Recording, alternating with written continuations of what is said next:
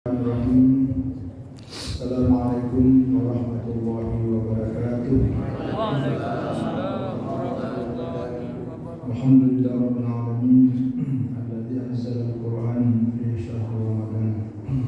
Syahada la ilaha illallah syahada Muhammadar Rasulullah. Allahumma shalli wa sallim wa barik ala Rasulillah sayyidina Muhammad wa ala alihi wa sahbihi ajma'in. Rabbi shrah li sadri wa yassir li amri wa hlul 'uqdatam min lisani yafqahu qawli. Allahumma iftah 'alaina futuhal 'arifin bi hikmatika innaka anta khairul fatihin.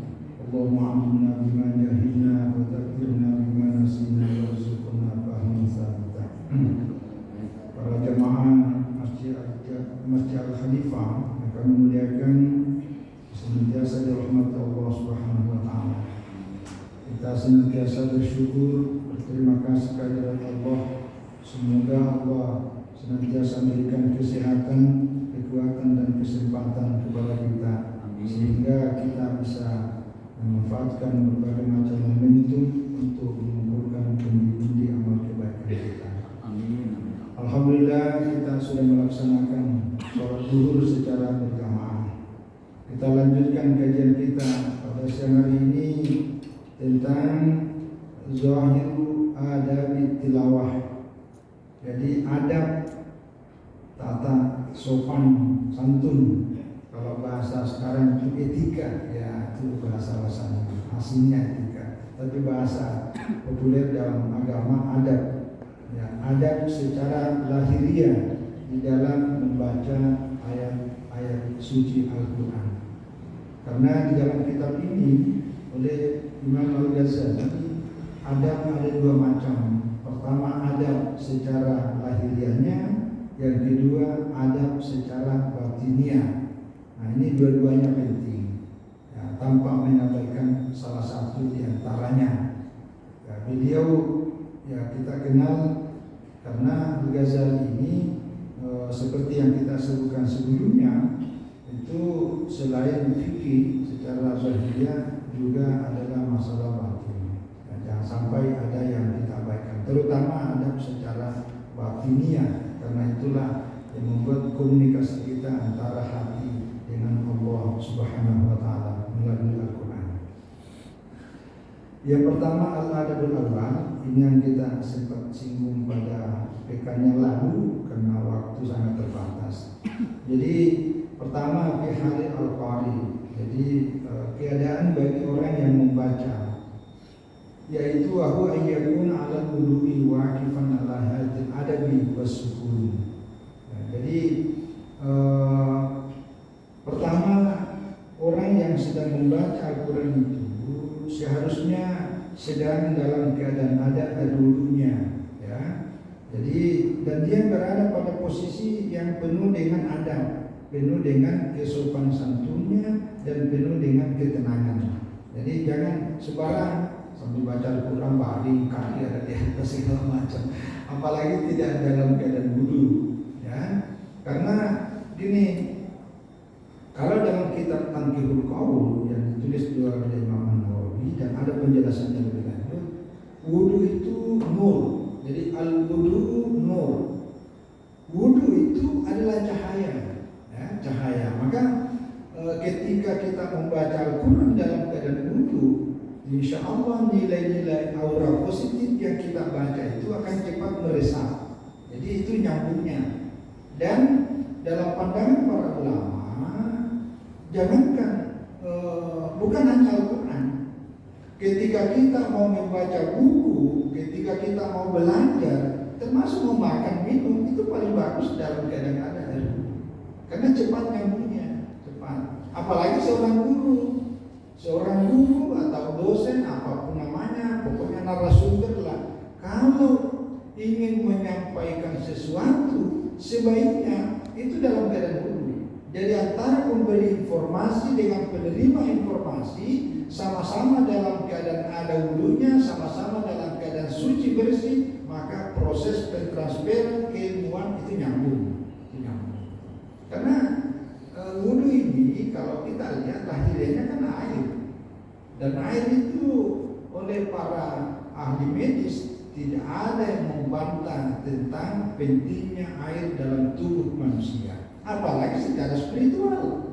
Kalau secara spiritual itu tadi nur yang kemudian menghilangkan dosa, wudu itu kan menggugurkan dosa-dosa kita. Nah, yang menghalangi kita ini tidak bisa nyambung adalah karena banyaknya daki, banyaknya rona, banyaknya penghalang. Nah, penghalang itu secara spiritual adalah dosa. Makanya kalau orang itu kalau udah banyak dosanya itu diomongin dikasih tahu itu susah. Tapi kalau orang yang penuh adab, penuh sopan, dan dalam keadaan selalu hatinya bersih, banyak sholat sunatnya, itu cepat nyambung tuh. Ya, ilmunya sedikit, tapi keberkahnya banyak. Ada juga orang sudah segudang buku dia baca, tapi manfaatnya tidak terlalu banyak terasa. Ya, jadi ini wudu, apalagi Al-Quran. Ya, apalagi Al-Quran. Karena Al-Quran kan bersumber dari yang maha suci, maka kita membacanya dalam keadaan suci. Itu lebih nyambung. Kalau ayat yang dipakai ahli fikih, la yamassuhu illa al-mutahharun, tidak boleh menyentuhnya kecuali orang yang sudah suci. Itu dalil. Ya, terlepas dari nanti, karena dalam ulama fikih itu mutahhar itu banyak maknanya. Ada diwakilkan malaikat, karena dimaksud Al-Quran bukan mushaf ini, tapi yang ada di atas Lauh Mahfuz. Nah, tapi karena ada ayat yang itu tanzilun min rabbil alamin, Al-Quran diturunkan dari Tuhan semesta alam, karena yang diturunkan ya yang ada di bumi. Nah, itulah mushaf. Nah, itu maksudnya ya. Tapi ya itulah fikih. Tapi terlepas dari perbedaan itu, maka yang paling nomor satu adabnya adalah dalam keadaan wudu, yang kedua dalam posisi yang adab.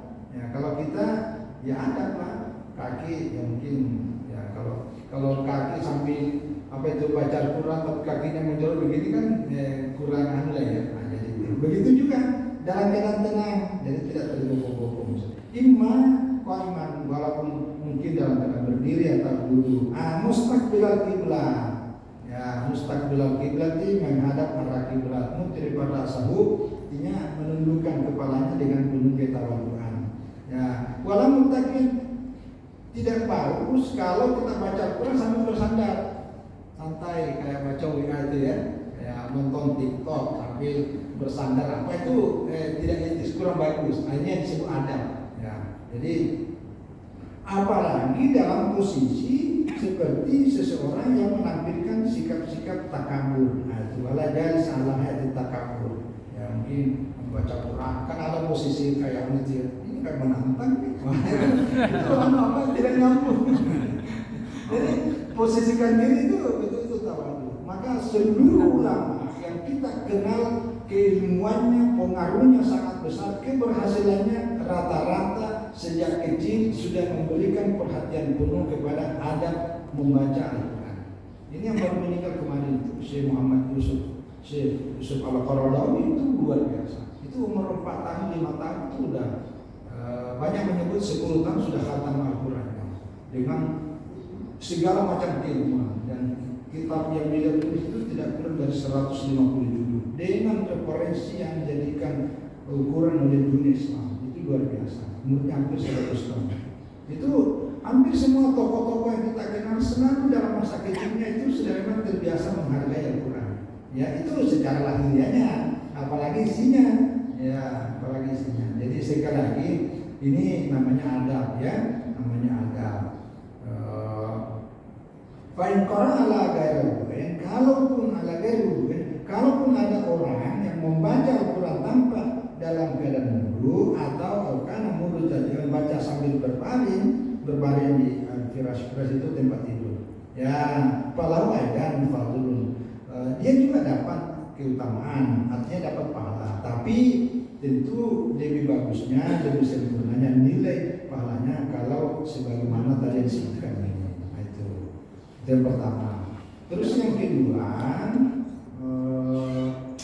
al-adab tsani bil miqdari al-qiraah. Ini masalah setiap kita membaca ukurannya berapa. Ini walil qiraati mukhtalifat.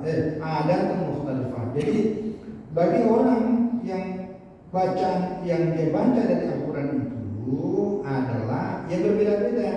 Ya, berbeda-beda dalam banyak dan sedikitnya. Jadi ini sangat tergantung lah pada kondisi dan konteks kesanggupan setiap orang. Karena orang yang sudah pensiun dengan lagi sedang aktifnya kan beda tuh. Kalau lagi aktif banyak ngurusi rakyat itu kan hampir tidak ada waktu untuk dulu seperti yang tadi baca Quran. Maka sebenarnya lah. Maka jadi setiap orang itu berbeda-beda. Tapi sebaiknya memang jangan kosong baca Al-Quran setiap hari. Dan paling bagus setiap selesai sholat mungkin 1 ayat 2 ayat tidak kosong. Karena kalau kita sudah terbiasa baca Quran setiap selesai sholat, begitu selesai sholat pasti kita mencari oh ya saya belum baca tadi ya walaupun tidak banyak, mungkin satu separuh hadis atau satu, tergantung lah. Usahakanlah tidak kosong dalam 1 hari, tidak kosong dalam apa aja. Tidak perlu mesti khatam, tapi sesuai dengan kesanggupan. Kita terbiasa umat Islam di banyak tempat, khususnya di Pontianak. Nanti baca Quran kalau Ramadan, kalau selesai Ramadan selesai. Jadi kayak Ramadan aja, sama dengan itu sedekah. Nanti ramai sedekahnya pada bulan Ramadan. Selesai Ramadan tidak sedekah. Padahal orang yang membutuhkan sedekah kita kan bukan pada waktu Ramadan. Tapi itu karena konteksnya selalu pahala. Tapi yang kita di sini baca Quran itu adalah membangun komunikasi yang intens, intens dan aktif antara diri kita dengan Allah. Itu intinya sebenarnya. Begitu juga kebaikan-kebaikan yang lain. Karena kebaikan-kebaikan yang kita lakukan ini membuat hati kita itu semakin mengkilap. Jadi kayak cermin itu, kalau cermin itu selalu dilap, itu kan kilap itu jadi bersih. Hati kita apa pembersihnya? Kebaikan, amalan. Apalagi kalau ada kesalahan yang penuh oleh Allah, maka seluruh kotoran itu menjadi hilang. Wal maksud an Utsman, jadi ada riwayat maksud dari Utsman, mungkin ini Utsman bin Affan. Wa Zaid bin Sabit dan Zaid bin Sabit. Zaid bin Sabit ini ulama yang punya jasa besar, ketua panitia untuk penulisan Al-Quran pada zamannya. Ibnu Mas'ud ini sahabat senior, tapi Nabi merekomendasikan, kata Rasulullah, khudhul Quran, ambillah Al-Quran dari 4 orang. Salah satu diantaranya adalah ini Ibnu Mas'ud, Ubay bin Ka'ab, lagi Mu'adz bin Jabal. Itu rekomendasi Nabi. Ibnu Mas'ud ini kalau secara fisik bisa Muhammad kalau secara fisik kita lihat orangnya itu kecil, mungkin tak sampai 1 meter. Betisnya itu kecil kayak tongkat. Jadi biasa kalau sahabat Rasulullah yang mulia ini berjalan di padang pasir lalu ada angin kencang, itu terpilih-pilih mau jatuh. Itu sering tertawa sama teman-temannya. Tapi semangat beragamanya luar biasa tingginya. Suatu waktu ini sahabat sejak dari Mekah, senior. Jadi dia termasuk as-sabiqun al-awwalun, orang generasi awal yang masuk Islam. Di Mekah kalau ada turun ayat kan masih dakwah itu rahasia. Makanya itu waktu sholat duhur dengan asar itu tidak dikeraskan, karena itu kasusnya di Mekah. Beda sholat Jumat. Kalau sholat Jumat itu dibaca keras, maka akan ada khutbah, karena itu mulai dilaksanakan di Madinah. Yang ada sholat Jumat ketika masih di Mekah. Nah, dalam konteks penyebaran dakwah secara rahasia, turun Al-Quran. Saya lupa ayatnya itu, ada di surah Al. Kata Rasulullah, siapa mau baca, berani baca ayat ini? Enggak ada, diam. Ibnu Mas'ud yang pendek, yang kecil, siapa? Lalu gimana? Akhirnya datang ke sudut masjid itu Ka'bah. Itu ada Ka'bah itu kan di sudutnya ada Hajarul Aswad. Di sini ada makam Ibrahim. Antaranya itu karena beliau kalau tidak naik di atas bukit itu dia susun batu. Kan kalau dia Sumatera orang tidak lihat mana, itu cuma suara doang. Akhirnya dia coba tumpukan batu naik supaya kelihatan. Situlah dia baca. Sebelum habis bacanya udah bawa beliau duluan. Itu perlakuan orang-orang musyrik. Ini seorang sahabat namanya Ibnu Mas'ud. Jadi sahabat senior yang betul semangatnya berani tanpa tidak sebanding dengan fisiknya, gitu maksudnya. Jadi itu sahabat Ibnu Mas'ud. Nah, apa riwayatnya? Jadi Utsman bin Affan, Zaid bin Thabit, Ibnu Mas'ud, Ubay bin Ka'ab radhiyallahu anhu. Annahum kanu yaqra'una al-Qur'ana fi kulli Jum'ah. Jadi mereka ini khatam Al-Qur'annya setiap Jumat. Setiap Jumat. Jadi kalau bahasa kita setiap minggu. Nah, kalau bahasanya setiap Jumat, itu paling bagus dulu. Jadi setiap Jumat khatam. Ya karena fokus waktunya di situ. Ya kalau sempat bagus. Nah, tapi kalau enggak ya sebulan lah. Kalau udah sempat 3 bulan. Kalau enggak 6 bulan. Kalau udah setahun. Ya, ada juga itu. Nanti tahlilan. Nanti ada orang meninggal baru itu. Jadi dikembalikan ke kesempatan masing-masing. Tapi intinya ini memberikan motivasi bahwa pada zaman sahabat sebetulnya mereka membagi. Makanya itu dulu ada Al-Quran itu ada istilah juz'u, ada itu membagi bagian dalam rangka memudahkan hafalan. Yaitu jadi sekarang ini tentang jumlah bacaan dalam membaca Al-Quran yang bervariasi sesuai dengan kesanggupan dan kesempatan yang bersangkutan. Al-Sadis yang ketiga adalah tartil. Nah ini tartil. Tartil itu artinya membaca ayat Al-Quran dengan pelan sesuai dengan kaidah makhraj huruf. Nah, jadi kalau baca Al-Quran nggak usah tergopoh-gopoh, terburu-buru. Kan ada itu karena terdesak dia harus khatam membaca apalagi sampai 3 sampai itu setiap Jumat khatam itu baca Qurannya itu karena tidak tartil. Nah, jadi ini itu bagian dari adab adalah tartil, yaitu membaca Al-Quran dengan pelan tanpa mengabaikan memperhatikan dengan baik tentang kaidah-kaidah makhraj huruf. Wal mustahabbu fi hayatil Quran. Ya, jadi itu sangat disunatkan ya jangan baca Al-Quran secara tartil. Karena memang anda maksudnya Al-Quran tujuan utama dari pembacaan Al-Quran itu sebenarnya tafkir. Jadi bisa kita merenungkan apa yang kita baca. Nah kalau orang baca tergopoh-gopoh, terburu-buru, bahkan tak jelas ini apa yang dibaca ini, bagaimana sempat merenungkan isinya? Nah itu, maka sebaiknya kalau sekarang itu ada istilah muratal, kan ada ya, ada itu biasa itu muratal bagus tuh, baca-baca muratal pelan, jelas. Bahkan bagi orang-orang tertentu yang masih mau belajar Al-Quran, itu boleh dicari itu video-video yang bacanya muratal bisa diikuti dengan pelan. Pak pilihan ini apa namanya iPhone ya, nah, itu boleh itu bagus. Sekarang banyak ada yang saya jual itu saya itu berapa ya, saya kasih orang perlu ambil kan, nah itu pakai ini yang kecil-kecil itu apa namanya MP3, nah pokoknya itu lah. Nah, ya itu bagus tuh ada kayak 350 bagus. Nah, itu baca bisa di-setel kan dalamnya banyak jenis apa itu baris bisa dipilih, ada pelan, ada sudais, ada macam-macam. Nah ini itu ya. Jadi tapi intinya itu disunahkan at-tartil ya. Bahkan ya walidhalika ta'annat Ummu Salamah. Nah ini jadi ada seorang istri Rasulullah SAW namanya Ummu Salamah. Itu menceritakan tentang sifatnya Rasulullah, tentang keadaan Rasulullah itu ketika membaca Al-Quran. Bagaimana keadaannya? Faidah dia tanah ya, qira'atan mufassiratan harfan. Jadi kalau Rasulullah SAW membaca Al-Quran itu jelas. Jadi menjelas satu huruf. Jadi tidak bercampur baur. Saking pelannya itu sehingga orang yang mengikutinya dan mendengarkannya juga bisa meresap ya, bisa mendengar dengan baik, bahkan bisa meresap apa yang beliau baca. Nah itu. Bahkan Ibnu Abbas radhiyallahu anhu.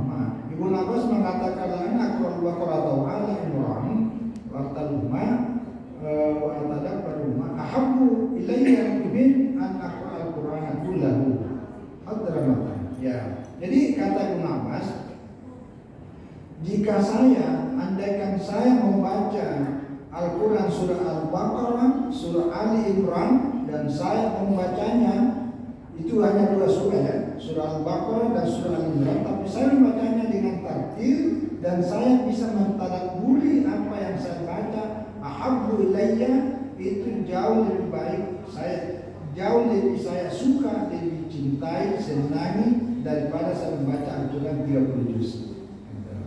Kalau membacanya 30 juz dalam keadaan cepat-cepat atau cepat-cepat. Jadi walaupun dua surah hanya Al-Baqarah dan Al-Imran, tapi membacanya dengan tartil dibandingkan daripada khatam 30 juz tapi membacanya pelan, maka yang pelan itu jauh lebih bagus, kata Ibnu Abbas. Ya, begitu juga anak tartilan.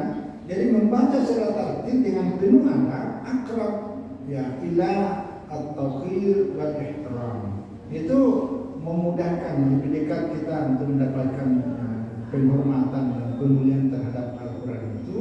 Wasyadu ta'siran fil qalbi, dan dia lebih bisa memberikan bekas di hati yang membacanya. Kalau membacanya itu pelan. Nah begitu juga yang keempat al-buka, ini menangis. Ini kebiasaan orang-orang ya. Tapi ini yang ngerti isinya. Kalau nggak ngerti isinya cuma nangis, nah itu yang jadi. Jangan sampai ayat itu bercerita tentang sesuatu yang menggembirakan, kok nangis? Yang dimaksud sini nangis adalah saking dihayatinya. Jadi ayat yang dibaca itu tentang neraka, tentang siksaan, itu menangis untuk meresapi bahwa dia menyadari bahwa jangan sampai saya. Nah itulah sebabnya nanti ada kalau salah dalam etika sebuah bacaan juga itu, kalau kita membaca ayat Al-Quran yang kaitannya dengan tentang neraka, itu kita bermohon kepada Allah, ya Allah, jauhkanlah aku dari apa yang Allah sebutkan dalam ayat tersebut. Tapi ketika bicara tentang surga, bicara tentang kenikmatan, bicara tentang kebaikan, kita langsung berdoa, ya Allah, mudahkanlah jalannya menuju ke sana, ya Allah.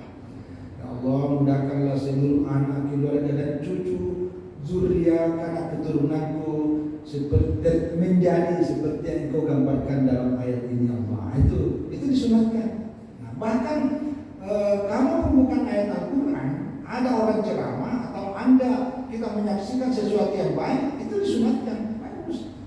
Ya, kalau ada nonton, ada orang wisuda anaknya karena hafal Al-Quran 30 juz, wisuda anaknya jadi sarjana, wisuda anaknya jadi sarjana apa, S2, S3 dan seterusnya, profesor dan seterusnya. Ya Allah, mudahkanlah anakku, mudah-mudahan biasa seperti apa yang aku lihat. Nah, tapi kalau lagi orang ditangkap KPK, itu ya Allah, jadikan anakku jangan sampai seperti itu. Itu disunatkan, bagus itu. Jadi doa itu tidak mesti selesai sholat ini, tapi apalagi baca Al-Quran. Kemudian baca Al-Quran itu salah satunya. Baru yang kelima, jadi menangis kalau cerita-cerita yang mengantar ke situ, sebaliknya gitu. Karena itu tawadu. Yang kelima adalah ini ayuraya haqqal ayat. Ya, jadi memelihara haknya ayat-ayat. Apa haknya? Salah satu haknya ayat itu, kalau kita membaca ayat saja dan kita sujud tilawah, itu haknya, itu disunatkan. Ya, sujud tilawah. Nah, jadi yang membaca dan yang mendengar. Ya, tapi kalau penjelasan di sini, misalnya ada, ya misalnya contoh lah kita di masjid ini, sampai kita ada orang baca apa itu ayat tilawah. Kalau yang paling populer kita kan di Pontianak ini, ini Jumat itu, hardu sujadahu wasabbahu apa? Hardu sujadan wasabbahu Fahullah, pokoknya itulah. Fahullah ayastakbirun. Nah itu sudah tilawah. Nah, ketika ini baik di dalam sholat maupun di luar sholat. Nah, ketika yang membaca dia sujud, nah kita juga disunatkan sujud. Ini namanya haknya ayat-ayat. Ada 15 ayat. Ada 15 ayat itu yang disunatkan kita sujud tilawah. Bahkan ada 2 ayat saya pernah baca bahwa Nabi pernah sedang khutbah. Nah, di tengah-tengah khutbah beliau membaca ayat yang ada tentang disunahkan sujud. Beliau turun dari mimbar, takbir, sujud tilawah, ruku, maksudnya sujud. Nah, baru sudah itu, ya takbir, salam, selesai. Nah, itu sujud tilawah namanya. Nah, ada para ulama, termasuk kalau sampai di sini, Imam Ghazali menyebutkan ya sujud tilawah itu mesti ya walaya sujud illa idza kana ala taharatin. Tidak boleh sujud kecuali dalam keadaan ada wudhu. Nah, kenapa? Ini mazhab Syafi'i dan mazhab Ahmad bin Hanbal, karena sujud itu dianggap sebagai bagian dari sholat. Nah, walaupun tidak rukun, karena tidak ada rukunnya. Nah, kecuali kalau mazhab Abu Hanifah boleh, karena dianggap bukan bagian dari sholat sehingga boleh. Nah, tapi kalau boleh diaman, ya dalam kondisi kan tadi itu sunahkan wudhu baru baca Quran. Itu ada ayat-ayat tentang tilawah itu disunatkan, ya, itu hak namanya. Yang berikutnya kita ringkaskan ayyakula fi tadi, ya, qiraatihi a'udzubillahi samil alim minasyaitonir rajim, itu disunatkan itu. Dan setiap mulai bacaan a'udzubillahi minasyaitonir rajim. Kalau dalam Quran itu a'udzubillahi samil alim minasyaitonir rajim, bismillahirrahmanirrahim. Nah, itu disunatkan. Itu untuk melengkapi, ya. Nanti kalau selesai di sini tidak diucapkan. Tapi kalau dalam Syekh Muhammad Sa'id Ramadan Al-Buti itu Shadaqallahul Azim. Nah, itu dalamnya dia mengacu ada satu ayat yang Al-Quran sudah Ali Imran ayat 80 kalau tidak salah. Qul sadaqallah. Bacalah, itu salah satu dalilnya, ya, jangan sampai karena sekarang kan ada orang yang baca sadaqah, dianggap bid'ah katanya. Tidak ada ayat pun ada di sini. Padahal itu bagus. Nanti kan dipakai kalau dia ya. Nah, itu ada. Kemudian ini yang penting, al-islamu bil qira'ah, abadu minadiyah. Jadi kalau boleh membaca Al-Quran, al-islam. Tidak usah kencang-kencang, pelan aja, pelan sesuai dengan itu. Ya, apalagi kalau di masjid ini mungkin ada orang lain lagi sedang menyusun salatnya, ya tidak, karena itu lebih bersih daripada dia, kita terjaga. Tetapi bahwa Abdul Hakim Al-Haq ala tapi kalau orang yang tidak ada kekhawatiran tentang terganggunya dan juga tidak ada unsur-unsurnya, itu boleh, dan itu lebih berpengaruh sebenarnya. Jadi kalau baca Al-Quran itu wajar afdalu, ya, karena menjahatkan bacaan dari mulut itu lebih berkesan di hati kita. Karena rupanya lidah ini kalau ada suara keluar itu ada satu kekuatan. Beda kalau bisik-bisik, beda. Makanya kalau membaca Quran bersuara itu lebih bagus, ya, lebih bagus. Jadi lebih apalagi kalau ada agak bisa diikuti suara dengan pemahaman kandungan dari ayat-ayat yang kita baca itu. Yang penting tidak mengganggu orang yang ada di samping kiri kanan kita. Apalagi kalau orang mengantuk, ini ada penjelasannya. Karena salah satu cara mengusir ngantuk adalah membaca dengan bersuara. Cuma kalau membaca dengan suara, cepat ngantuk tuh. Tapi kalau baca pakai suara itu udah jadi ngantuk. Nah, jadi obat mengusir ngantuk itu obat dari suara itu. Nah, ini bagi orang yang mendaras hafalan. Ya. Itu salah satunya menambah itu, termasuk tadi itu menghilangkan rasa. Yang terakhir adalah tahsinul qira'ah wa tartiluha. Tahsinul qira'ah wa tartiluha menjadi tartil. Jadi memperbagus bacaan. Dan tadi itu tartil, tapi ini memperbagus salah satunya itu dengan suara yang bagus. Ya, suara. Jadi melagu-lagu itu bagus. Karena kata Rasulullah SAW, Zainul Qur'ana bi aswatikum. Hiasilah Al-Quran itu dengan suaramu, maksudnya suara yang indah, suara yang bagus. Maka itu boleh, ya, itu bagus. Jadi melagu-lagu, tapi jangan berlebihan, ya, jangan berlebihan. Sesuai dengan kaidah-kaidahnya, supaya kan enak memang. Kalau hari itu enak, walaupun panjang 30 juz, tapi kalau kita dimukkan asik. Nanti. Nah, tapi hari pertama agak anu juga, karena kita di tanah air ini kan nggak biasa, kan, ya. Tapi kalau udah di kota hari-hari berikutnya asli kita karena suara bagus, lagunya enak. Nah, itu. Tapi kalau kita sudah tidak bagus suaranya, lagunya pun juga tak jelas, nah, itu membuat kita cuma ngerti juga. Jadi itu bagus. Jadi itu disunatkan.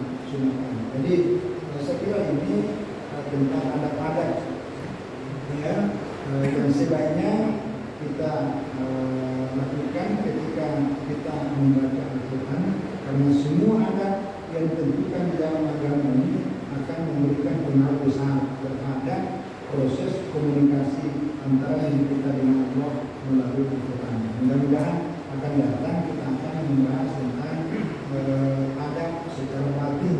Nah, itu adab secara batin tidak lagi bicara tentang lahiriahnya kita yang kita lihat, tapi bagaimana mengkonek antara hati ini dengan Allah pada waktu membacanya. Walaupun tadi bahwa kita diminta nanti saya kira ini mudah-mudahan dengan berbicara tentang Al-Quran membuat Al-Quran akan menjadi pemberi syafaat buat kita, memudahkan kita untuk selalu disinari cahaya-cahaya Al-Quran sehingga kemudahan dan keberkahan dalam semua urusan kita di dunia dan di akhirat kelak. Kira itu mohon maaf atas semua kekurangan. Wallahu a'lam bishawab. Wassalamualaikum warahmatullahi wabarakatuh. Ada yang mau bertanya satu orang Ustaz? Jadi karena keterbatasan waktu kita beri satu orang saja bertanya. Silakan Pak Haji. Pak Ustaz, saya bertanya dengan adab Pak Ustaz. Di masjid kita ini Pak Ustaz, selesai sholat zuhur kan diadakan majelis ilmu atau taklim Pak Ustaz di sebelah kanan. Terus ada datang 6 orang Pak Ustaz melaksanakan sholat berjamaah pakai imam. Yang saya tanyakan Pak Ustaz, apakah majelis ilmu itu berhenti dulu nunggu sholat berjamaah itu atau bagaimana? Kedudukannya itu lebih tinggi mana Pak Ustaz? Majelis ilmu dengan yang sholat berjamaah ini, itu Pak Ustaz. Terima kasih Pak. Wah ini gimana jawabnya ya? Jadi pertama memang masing-masing ada posisinya ya, karena masjid ini selain tempat ibadah juga adalah tempat taklim ya. Yang kedua taklim ini juga memberi ya, tadi sudah banyak juga yang kita sampaikan sebelumnya tentang keutamaan ya, keutamaan di dalam mendapatkan bahkan kalau baca dari riwayat antara sholat sunat dengan hadir dalam majelis itu majelis itu masih majelis. Bahkan dalam beberapa tertentu ada orang ulama kiai majelisnya tetap dijalankan dulu walaupun waktu sholatnya agak sedikit, itu karena tadi itu antara pahala di awal waktu dengan